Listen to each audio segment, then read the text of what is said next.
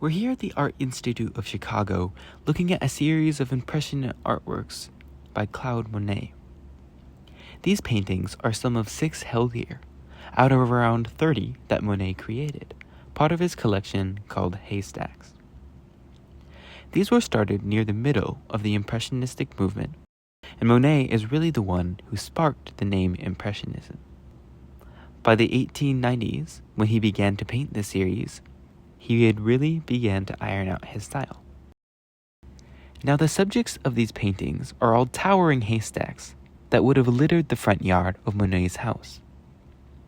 He really wanted to create something simple while creating massive storytelling and dynamics through the shifting lights and atmospheric perspective distinct, especially between the paintings. We really see the classic impressionistic rejection of traditional art styles through these pieces. Not only is an arbitrary hay bale the subject, but we also see an almost unfinished grit. This piece, called End of Summer, depicts exactly that. The first thing you see is a dramatic shadow of a long summer sun casting these long shadows across the painting. The yellow warmth and green foliage create this idea of contentness and solidify the idea that this is, in fact, summer. The shadow work here is extremely impressive, and we get this huge contrast between the light and the dark. And Monet does this all while retaining a sense of deep vibrancy. Contrasting to this, we have End of Day Autumn, which is dramatically darker and almost more blurry. The vibrancy is lost, and everything feels more muddy. The piece itself doesn't seem to lack detail, but that the lack of light reduces the viewer's depth and sense of color. We can just see the sun's light fleeting over the horizon, and the once green plants are now almost a brown color, the kind you see mid-autumn before the leaves fall. The hay bales no longer cut through the painting, but seem to sit as a piece in a bigger reality.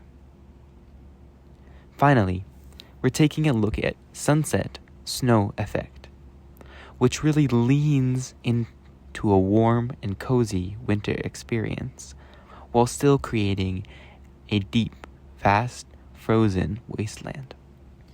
As we move back into the painting, the middle ground vanishes into the background, where we can only make out a few distant buildings.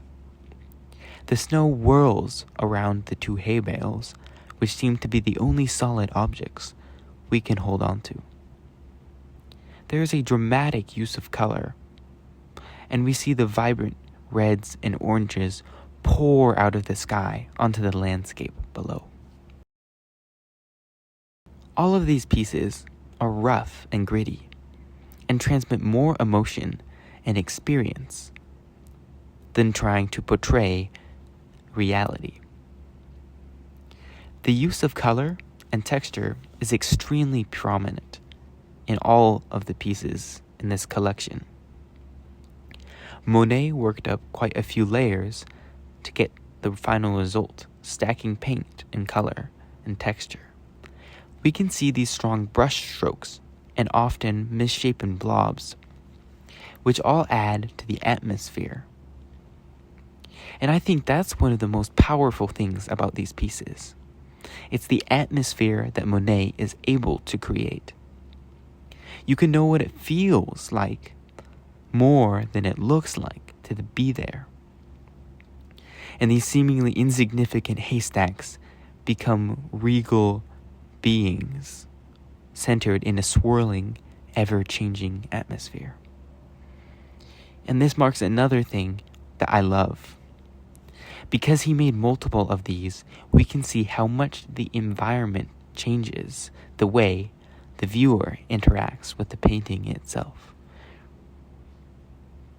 These hay bale paintings are really fantastic examples of the entire Impressionism movement, and Monet was able to portray a huge amount of emotion and atmosphere.